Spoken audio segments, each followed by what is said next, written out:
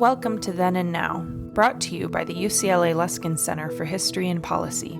We are dedicated to studying change in order to make change, linking knowledge of the past to the quest for a better future.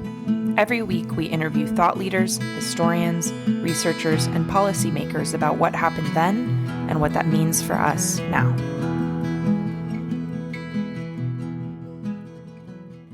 Welcome to Then and Now, sponsored by the Luskin Center for History and Policy at UCLA. I'm David Myers. I teach in the UCLA Department of History and direct the Luskin Center, whose goal is to bring the past into conversation with the present, and in doing so, to understand how we got where we are, so that we can imagine alternative and better futures.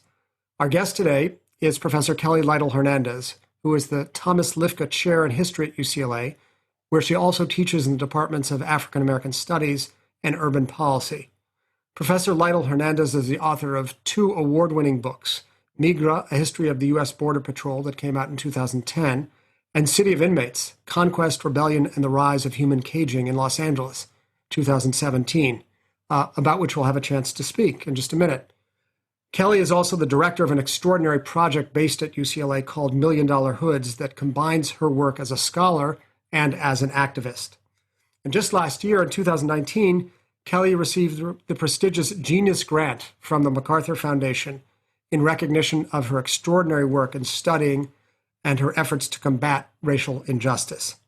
So we stand today at a moment of reckoning of the deep structures of injustice in the United States. And it's also a moment of generational transition.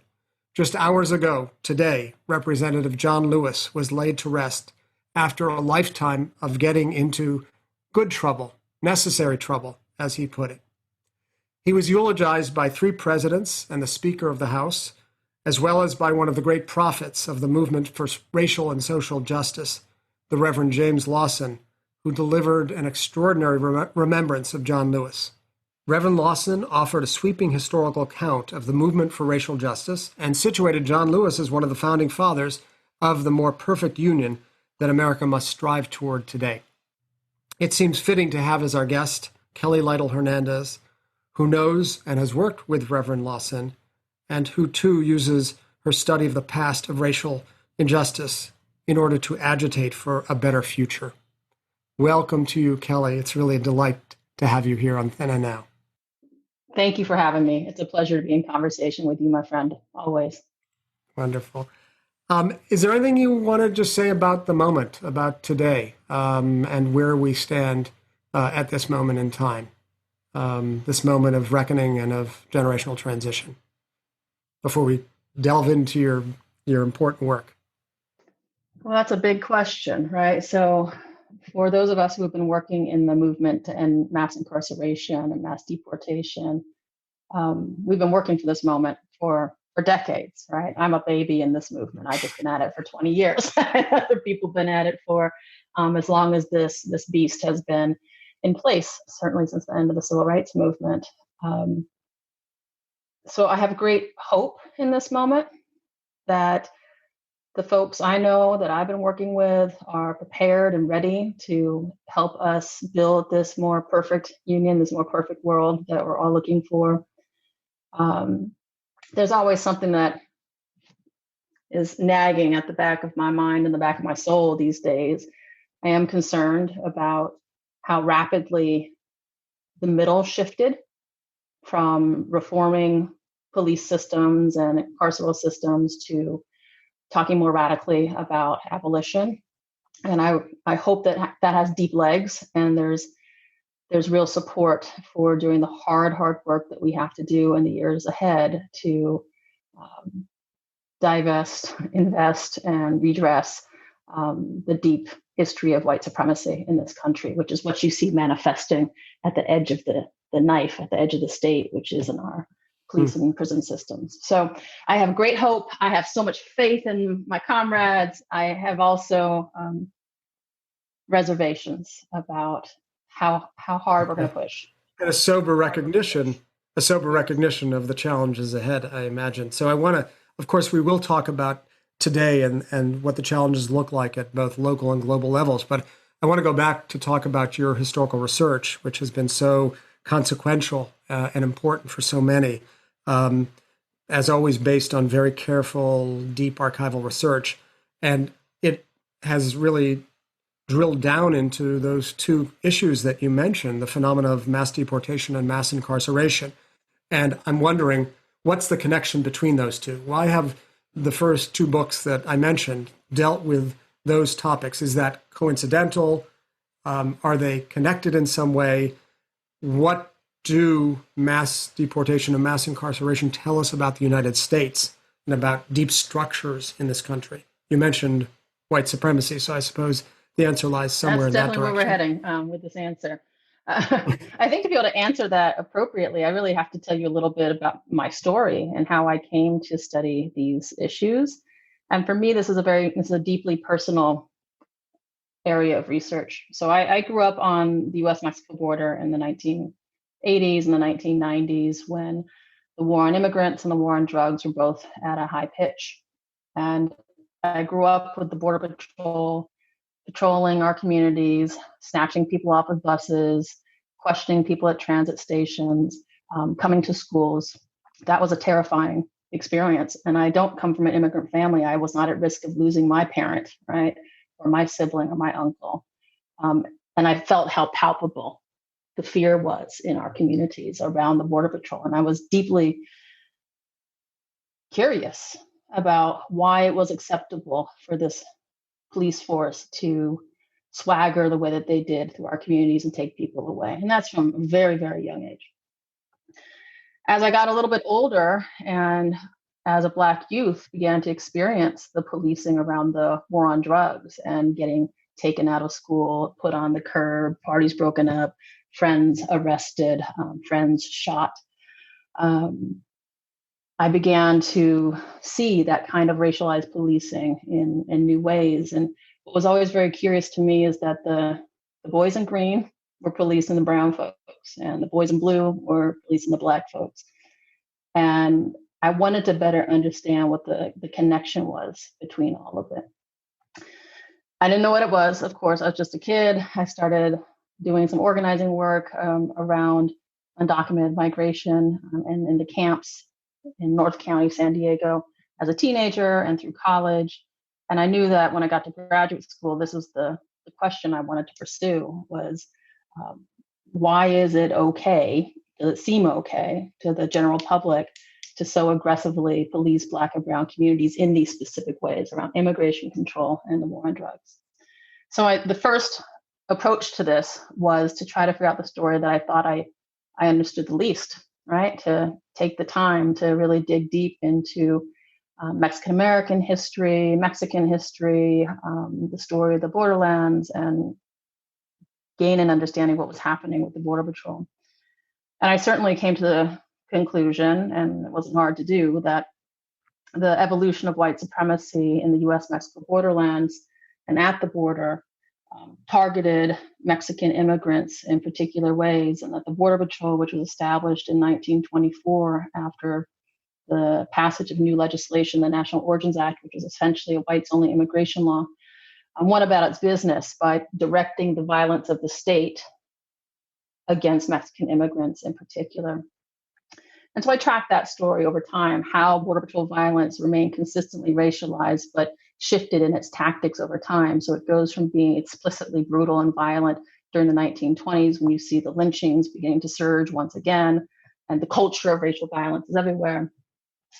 But it shifts after World War II and becomes a more delicate and institutionalized form of violence, where it uses fences and various forms of technology to harm Mexican bodies and Mexican people, and increasingly Central American folks who are crossing the border. I wrote that book, came out in 2010. I knew that I wanted to now shift my focus to think about Black folks a little bit more deeply, and think about incarceration. Then policing and brown folks, I wanted to think about incarceration and Black folks. And so I dug around looking for the story of how LA built the largest jail system in not just the country, but the world, and what that meant for Black folks over time. And in doing that work, found all of these archives that told me so many different stories I never expected to find, and grounded me in the origin story of policing and incarceration here in Los Angeles, California, and throughout the American West, which is the criminalization of policing of indigenous folks. Once I had that origin story, I had a path to follow. And that origin story is, yes, it's about white supremacy and a particular form of it, of settler colonialism, as Anglo-Americans came into the American West, claimed land from indigenous folks, used a variety of tools to do that: war, genocide, and policing, right?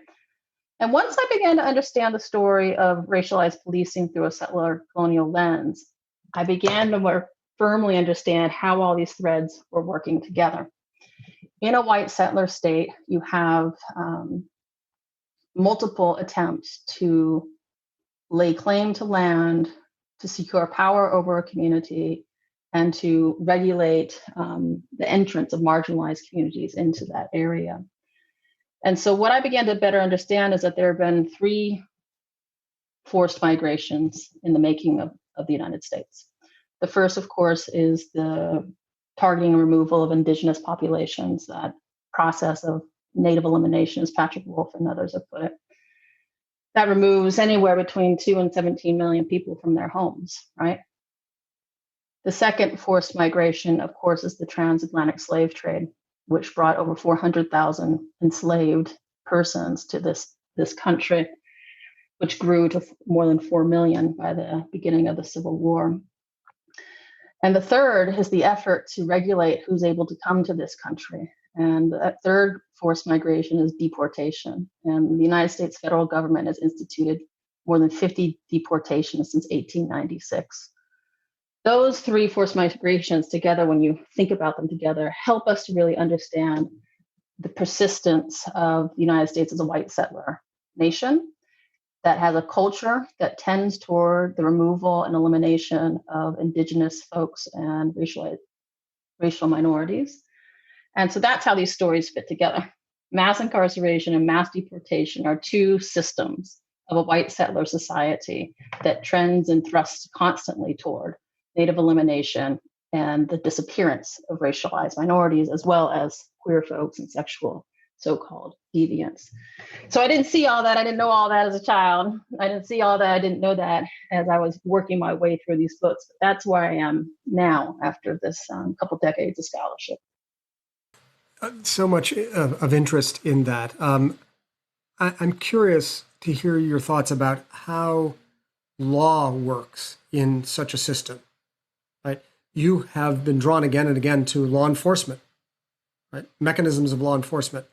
And I'm wondering, when you think of the Border Patrol or you think of police, are they operating within the law, albeit a law that is, discriminatory and racist, you would say, at the core? Or are they engaging in extra legal maneuvers, as, for example, many of us think about federal troops in the streets of Portland?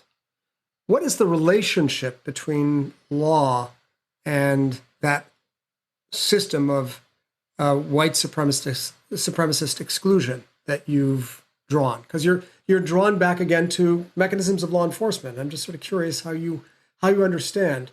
Is it that the system constructs a notion of law that allows for a kind of perfect world, provided that it's devoid of people of color? Or can we identify, actions that are extra legal, even according to the logic of that system? It's a good question. I think my answer would be and in both. Not to dance around it too much, but I think have been drawn to the study of the law, probably because of that early curiosity with the legitimate forms of racial violence, right? Or legitimized forms of racial violence. I would never argue that the extra legal is less relevant. I think it's highly relevant. But I was always curious about the mundane and the banal and why that was regarded as so acceptable. When I was seeing immigrants getting beat over the head on the side of the freeway and nobody blinked, right? When growing up, you were watching families and young people run as fast as they could to get across the border and the freeway to avoid these armed men who were going to shoot them for nothing more than trying to live a better life. That's banal kind of violence. And I wanted to understand why that was acceptable. So that, I think, is why I have been drawn there. Now, whether or not what the Border Patrol, for example, has done has been legal or illegal, they've done both, right? I would say the vast majority of what they have done has been lawful violence, has been lawful white supremacy. And, here's the importance of history, right? They weren't even given the job of targeting Mexicans in particular. Their job was to go out and broadly enforce US immigration law, which restricted all kinds of different people, right? Certainly all peoples of Asian origin were prohibited from entering the United States after the Immigration Act of 1924 and prior to. Anybody who was an anarchist, who was liable to be a public charge, who engaged in sex labor, prostitution within 3 years arriving at the border, anyone who was a so-called public health risk, all these people were undocumented, right, and could have been policed. The Border Patrol, through a set of historical shifts that happened, contingencies, really focused all that power on policing just one population. And by the time we get to the 1950s, that seemed natural, right? They're logical, that there'd be no other way, even within that racist regime, of going about Border Patrol work. So much so that by 1974, the United States Supreme Court legitimizes racial profiling in the world of immigration control, because it would be illogical to presume Mexicans to be anything, or people of Mexican origin to be anything other than undocumented. So long as you are of Mexican appearance and within 100 miles of the border and look like you might be walking away from the border, you are a legitimate suspect of US immigration law enforcement, and they can stop you on those grounds.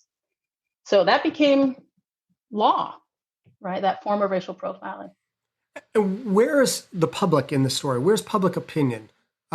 Meaning, from the exclusionary laws of 1924 and the creation of the Border Patrol, you build up this argument about sort of kind of an increasingly effective means of exclusion. My intuition is to say that there have been ebbs and flows in public attitudes towards the virtues of immigration, that there have been periods of greater receptivity and periods of greater xenophobia. Is that so? Or has there also been a kind of consistent attitude on the part of, I guess, the large white public about the importance of excluding? How complicit, in a sense, has the general mass been with this system of exclusion?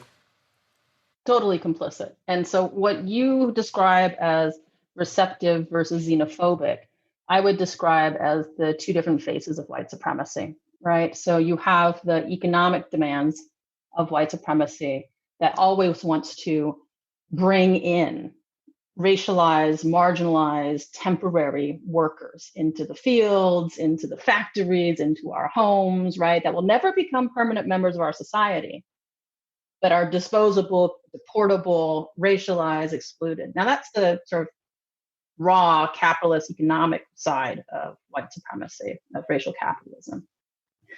There's the other cultural, national side, right, that you're seeing in President Trump, for example, that says, no, we need an all-white community, right? We cannot accept anybody that's not us. And so we'll figure out how to build our economy without these folks. And so that's the dueling sides of white supremacy that I talk about in City of Inmates. That's constantly going back and forth between opening the doors and closing the doors. But what is consistent is this commitment to the white settler community, the white settler society, that when we're bringing in immigrants, it's in this conversation you hear all the time today. Well, who else is going to work in the fields, right? Americans aren't going to take that work, right? That is one of the most delicate forms of white supremacy that is living with us today. And it's very much a part of our immigration policy. Because it's premised on exploitation as the premise on exploitation, right? So I don't see that as sort of, well, I just don't describe it as receptivity versus xenophobia, as opposed to these different threads of white supremacy that they trade places constantly, but they're constant in tension with one another as well. So I want to, in a second, jump into a discussion of city of inmates, but I can't restrain myself from asking, in the world according to Kelly Lytle Hernández, would there be borders? Well, you asked me that in a moment of abolition, right? So we are beginning to really seriously question all the things that we think keep us safe. And borders is certainly one of them. And what we enforce a border for. Is it for people who are looking for work? Is it for goods? Is it for armed troops? I think that the question of the border needs to be raised in this moment that we think about abolition. Absolutely. There are other ways, healthier ways, ways that are built around supporting thriving communities and families for all of us than in border enforcement. Are you ready to talk about some of them just briefly, telegraphically? Yeah, we can definitely talk about what. Just for a minute. I just want to, entice our audience out there to think further. Well, I mean, I think that these questions that we're opening right now about policing in general, whether it's policing in our communities, Los Angeles, or policing at the border, it's a similar set of questions about what is public safety, which we all want. We all want to be and feel safe, right? That is a shared desire. How do we achieve that? It's so funny because I was just in a meeting earlier today about shutting down Men's Central Jail here in Los Angeles and developing the blueprint of what we need to do to get that done. And there's a lot of things that need to happen. We need to reimagine our 911 system. Which would mean if you're having a crisis at your home, let's say one of your children is having a mental health crisis, right? Who do you call to get help for your child that won't show up with a gun and potentially harm them, who will show up with the skills and the care to be able to assist them, to de-escalate the situation? What we've seen too many times, especially for Black families, is that when we look for help, what we get is harm that comes at us. It's funny. I just want to take another deviation really quick for a historical example of how we've made these kinds of transitions before away from policing into public safety that has improved the conditions of life for all of us. So in the late 60s, people in the health field may be familiar with this story, but the rest of us, it's kind of new. African American in Philadelphia and other places, if you were having a health crisis and you needed to get to the hospital, the police would come and get you and take you to the hospital, right? Well, for African Americans, that was a very dangerous situation when the police showed up to provide aid and to get you to the hospital. So local Black organizers and hospitals got together to think about pre-hospitalization services and the well-being of Black folks who were in crisis and needed to get to the hospital.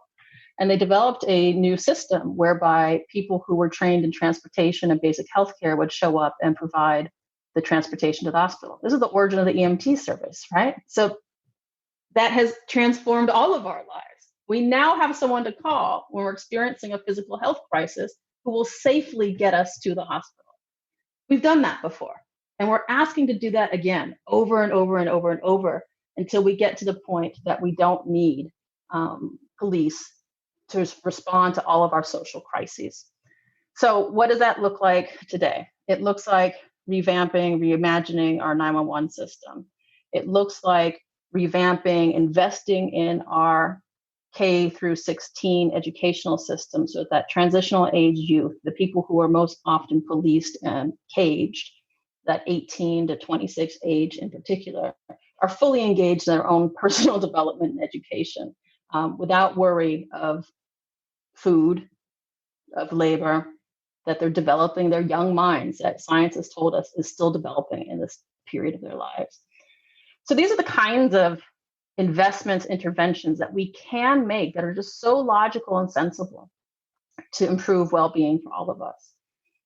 Another example is we don't need armed officers to engage in traffic stops, right? If your tags are out of date, why do you need an armed officer to come and address that issue? If your taillight is out, why do you need an armed officer to address that issue? So there's this whole world of policing that has been created that creates opportunities for that tendency of the settler state to eliminate Black life, to rear its head. And what we're talking about in the movement is shutting that down and investing in the systems that we know are more committed to the well-being of Black life. Now, of course, there's still work to do across all of the systems. No one would say that our healthcare system is full of, or is free of bias, right? Look at COVID and what it's exposing for us today. No one would say that our educational system is free of bias. There's still much more work to do, but we got to get the guns out of this story.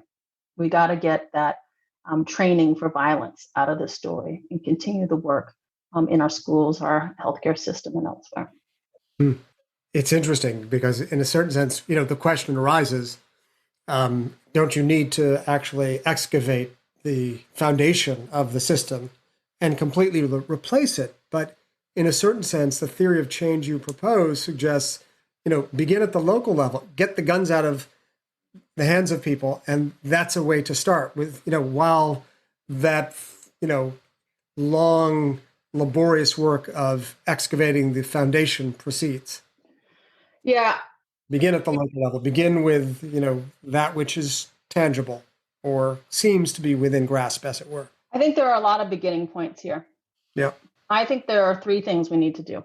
We need to divest from policing. We need to invest in Black life, Indigenous life, undocumented folks. And we need to redress white supremacy, like the long history of white supremacy. Different communities are in different places ready to take on each of those challenges. Tulsa, Oklahoma is more ready because they've been doing the work to talk about reparations in a way that here in Los Angeles, I don't think we could move that conversation all that quickly. But we've been doing the work on divesting from policing. Black Lives Matter has been leading us in that work, and we're ready to have that fight here. It doesn't mean that the other two don't happen. It's just every community, I think, has to decide for themselves which door they're going to push through first. And it's not a singular process. I mean, we can chew gum and walk at the same time, right? Lots of things can be happening at the same time. But what's happening in the movement is we're getting locked in this debate about what should happen first. And it all needs to happen, right? So I just want to always, for me, emphasize that there's a multiplicity of demands right now. And every community has to figure out for themselves, every person has to figure out for themselves what they're ready to do. And everyone has to fight. But don't delay because you can't figure out which door to go through. Right. You got to go. Right. And you don't want to feel overwhelmed. I get it. It's a lot to do. Pick one. Go for it. Everybody's got something to do. So your juxtaposition a minute ago between Tulsa and Los Angeles is striking because to the uninitiated observer, Los Angeles would seem to be a bastion of liberal progressive values. And yet, as you chronicle compellingly in City of Inmates, Los Angeles has the largest number of incarcerated people in the world. You wrote a book about this. How did that happen? Yeah. You have some time constraints. That's such a big question, and it is at the base of City of Inmates. And so for people who are listening, the Los Angeles County Jail System is the largest county jail system in the country. And the Vera Institute of Justice has said, in fact, it's the largest local jail system in the world.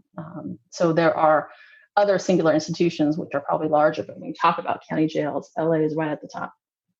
And we've been there for a very long time. We've been a national and global leader of incarceration since the 1950s, and our jails have been overcrowded since they were begun. How did that happen? That's the story I chronicle in City of Inmates.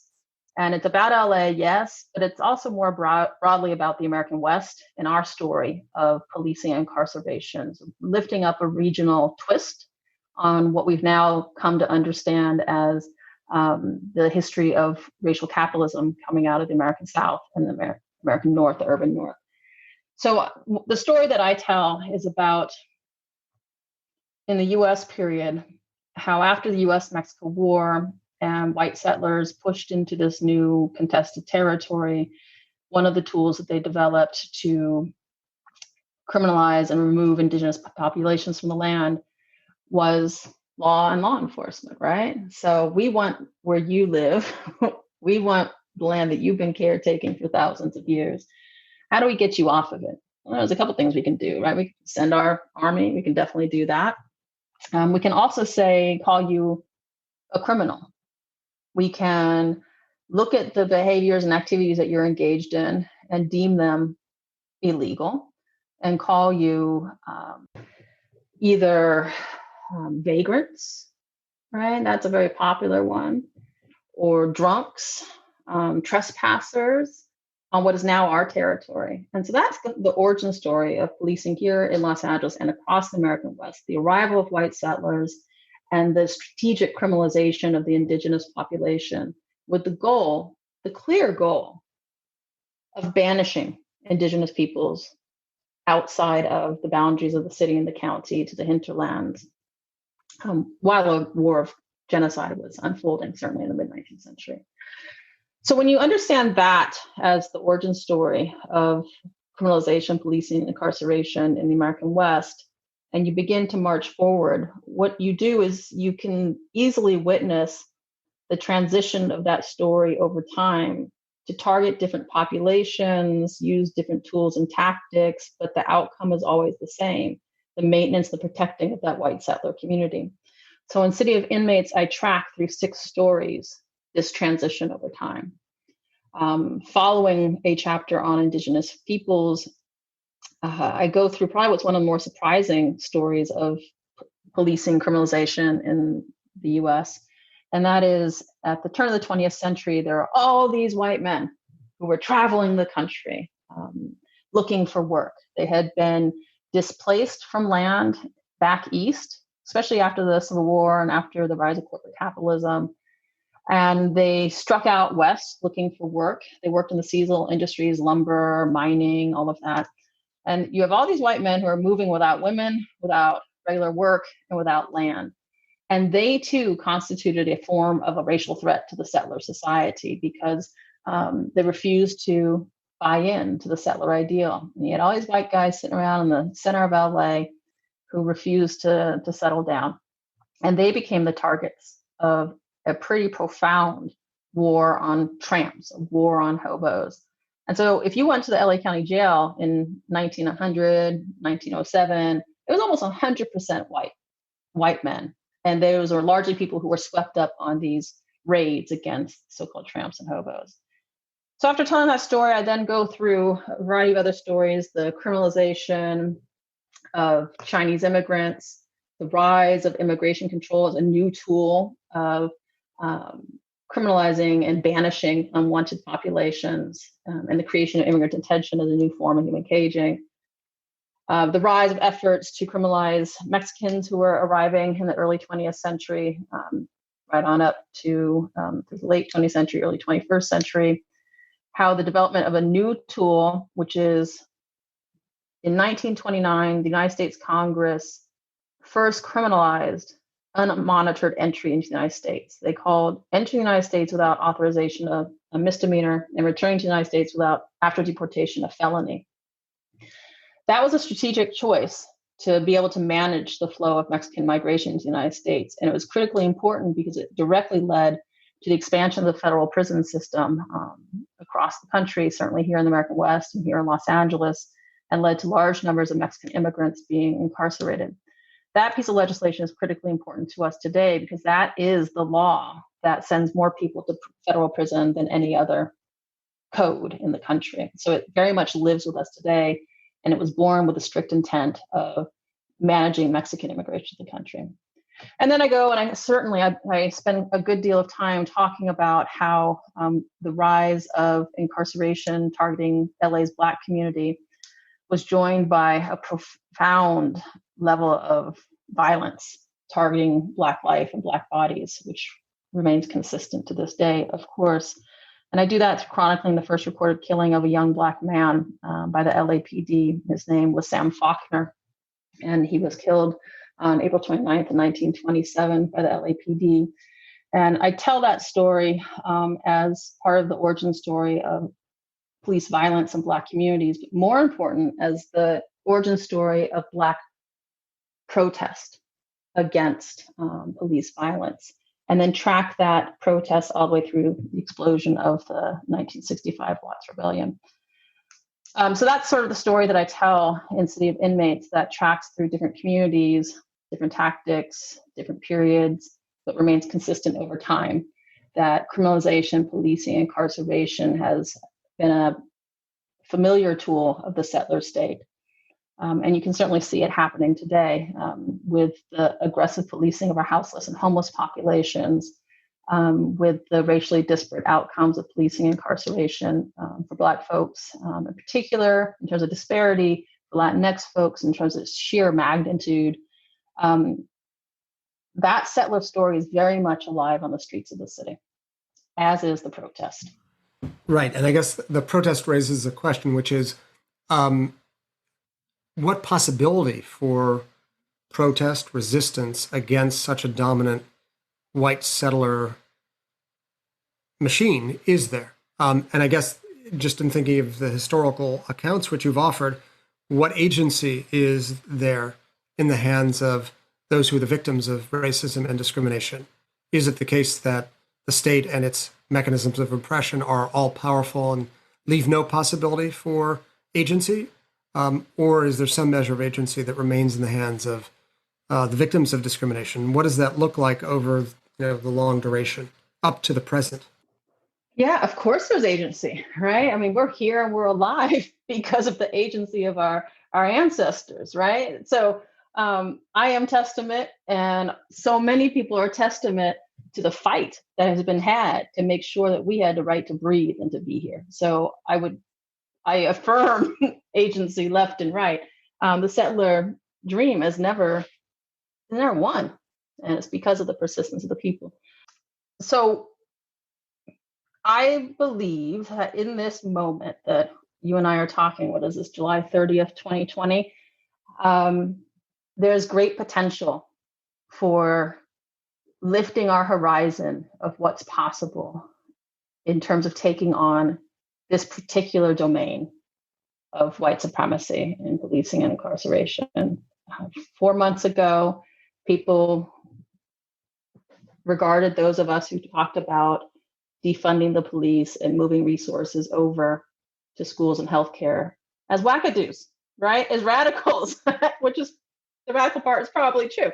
But everyone is now talking about the rationality of that argument. And so, it's the agency, the brilliance, the intelligence of the people who have been most impacted, who've been putting ideas on the table for years, saying, no, this is the wrong way of doing it. Let's try this. It's because we've been doing that work that there are blueprints already in place for us to move forward with. The best example of this is Black Lives Matter LA. BLM LA had written the people's budget before the uprising began. They had done the dream work. They had done the hard work of going through and combing through the LA City budget to figure out what needed to be moved where to create a thriving community. That was ready and in place. And when the uprising began, then we were able to push it through. They were able to push it through and get more conversation about it and put that on the table for consideration. So all that hard work is now paying off, and we'll see where it goes.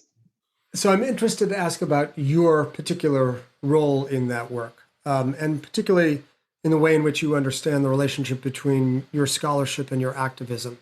In terms of your own historical method, you've talked about building a rebel archive.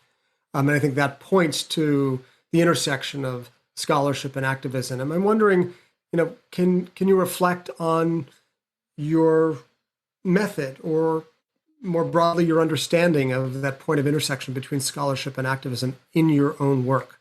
Okay, you're going to want something elegant. But what I'm going to say is my method is to stumble forward as best as I can. To be completely frank and honest about it.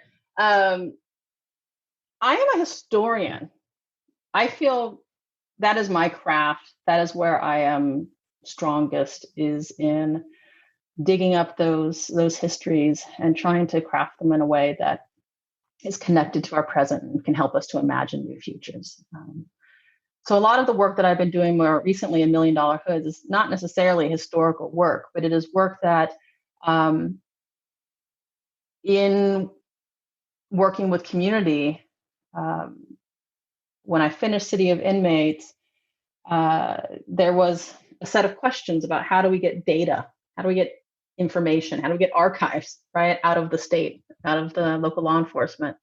And I felt like that was somewhere I could contribute to the movement, that I could utilize the power of the institution where I work to go after the data. And so that's what we did.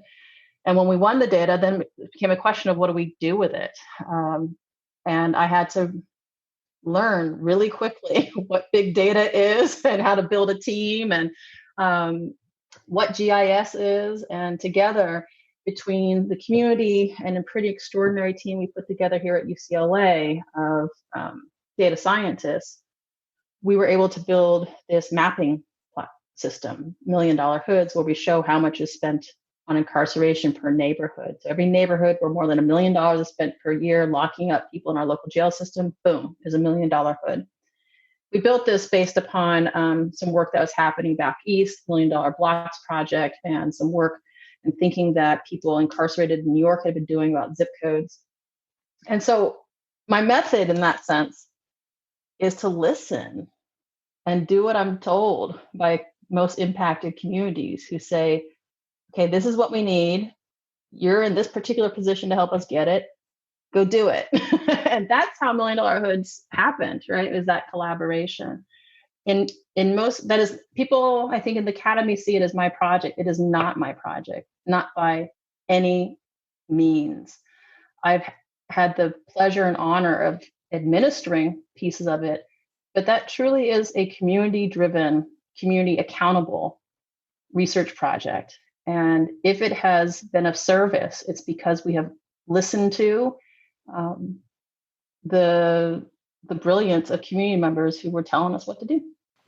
I think while acknowledging the importance of community members, you've played a little bit more of a guiding role than you've just led on, but we don't need to go back and forth on that. I'm curious to ask a question that many of us academics are curious to know, which is, what was it like to get the MacArthur Award? What did that mean for you and your work?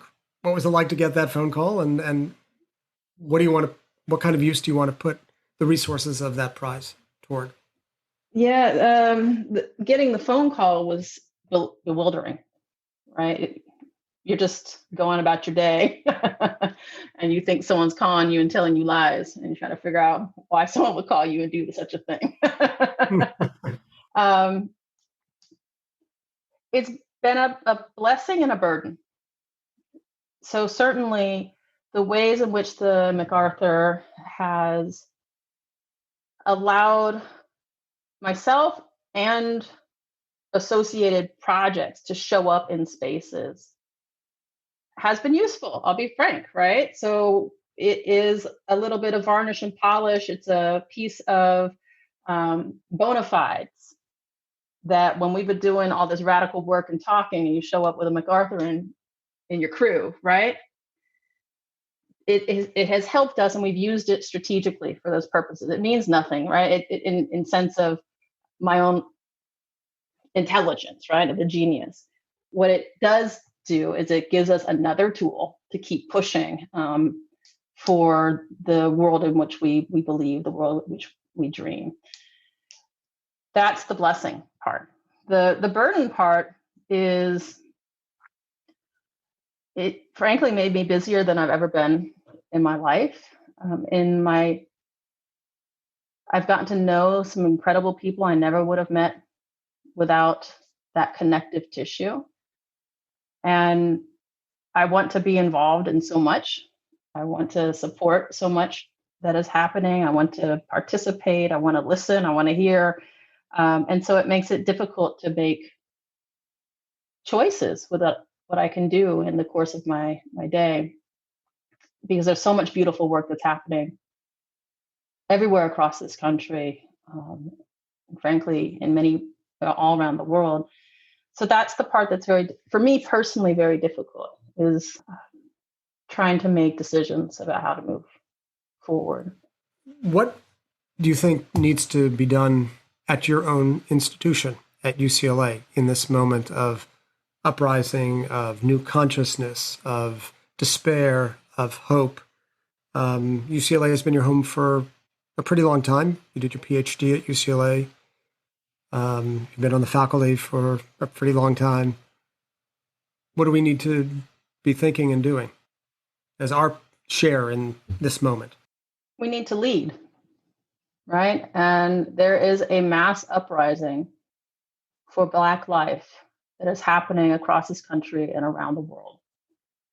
And that uprising and that opening for Black life is an opening for all of us who have been racially marginalized, historically aggrieved, set aside.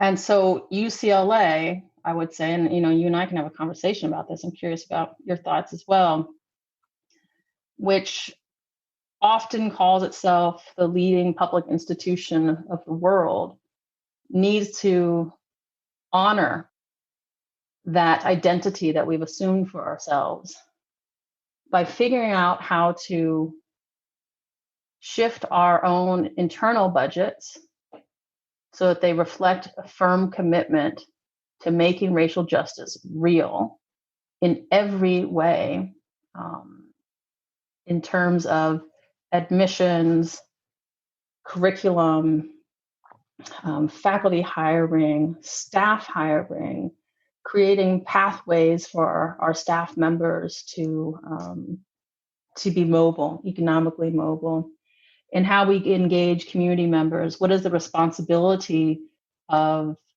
a UC campus? I regard us as the people's think tank, UC campuses, right? That we're really here to conduct research that improves the conditions of life.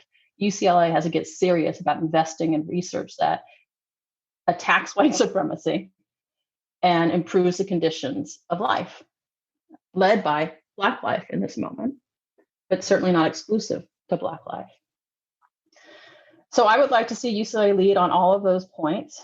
That is going to take a confrontation with UCLA's varied commitments to policing, right? Policing on our own campus and the ways in which the intellectual agenda of this campus has contributed to the evolution of the police state. That can go, back to work that has been done here to support, stop and frisk policies. That can include work that has happened here to help to transform the LAPD and other law enforcement agencies into more technocratic states. And I'm explicitly talking about predictive policing in this case. UCLA currently has a significant involvement in the LAPD's new policing program, the community policing program. And so we need to think about the ways in which our intellectual agendas prop up the police state. And if it's doing harm, if our intellectual work is doing harm, we need to figure out how we're going to address that as a community, right? I'm not talking about challenging tenure rules necessarily. I am talking about us having a robust conversation about who we are as an intellectual community and how we want to contribute to the world in which we live. So those are some things that we need to do. And certainly we got to lead by transforming, perhaps even abolishing our own police department. We can show this world, if we choose to do so, how we can invest in public safety systems that really keep our most marginalized community members safe and give them the confidence of that safety. So I would like to see us do all of those things. It won't happen overnight. It's going to be a long road, but our leadership has got to come to a position to say that they are open to taking that journey with us. Well, I think we are going to have to devote a whole nother hour to that question of how to reimagine UCPD. And I'm particularly interested in knowing how you would address those with a reformist agenda who would say, we need to reform the police. Are they potential partners at this moment or not? Is there any room for conversation or dialogue between, say, the abolitionist position and the reformist position? Not to mention sort of the predictive policing, which I suppose imagines itself as some sort of reformist agenda as well. But that's a huge question, I think, for our next hour together, which I very much look forward to. Before we conclude, I just want to ask you to reflect on your vocation, which you practice so skillfully, and ask, what do you think we should learn from the past as a guide to action in the present? That is a very difficult question. I can tell you what I get from the past that's meaningful to me. I am always filled by the courage of people from the past. When you look at the conditions that they have confronted and they have still lifted their voices, they have continued to push back, press back, find openings. I think it's for me, that's what I get most out of history. And people often say, like, why do you write about these really dire things? Like, I don't write about dire things, actually. I'm writing about the people who are in these conditions and fight back. But I got to kind of write out for you how bad the shit really was for us to understand how courageous and incredible and creative and uplifting they are and were, right? And that's what I really see. And uplifting. So people often think I write about the police state, which I do. But deep inside of that is the everyday people who have found ways to thrive within it and against it. So that's what I get most out of history, because life is struggle. We're not going to create, I don't think, a utopia. I don't think that's part of the human condition, but we constantly push and move. Life is struggle. And, I, in the history, find people who inspire me deeply. And that's why I keep at it. In a sense, your approach generates a kind of genealogy of adaptive creative resistance from which we can, and particularly in this period, must learn. Well, thank you, Kelly, for joining us on Then and Now. It's really been a pleasure having you on this episode. It's always good to see you and talk to you. Next time in person. I hope so. Thank you to our listeners out there as well. Let us know your thoughts about this or other episodes of Then and Now by emailing us at luskin.center@history.ucla.edu. That's LUSKIN center@history.ucla.edu. Special thanks to our executive producer, Maya Ferdman. Until next time, wishing you a healthy and safe day. Thank you for joining us this week on Then and Now. Then and Now is brought to you by the UCLA Luskin Center for History and Policy, where we study change to make change. For more on our work, follow us on Twitter and Facebook at our handle, @LuskinHistory. Our show is produced by Maya Ferdman and David Myers, with original music by Daniel Reichman. Special thanks to the UCLA History Department for its support, and thanks to you for listening.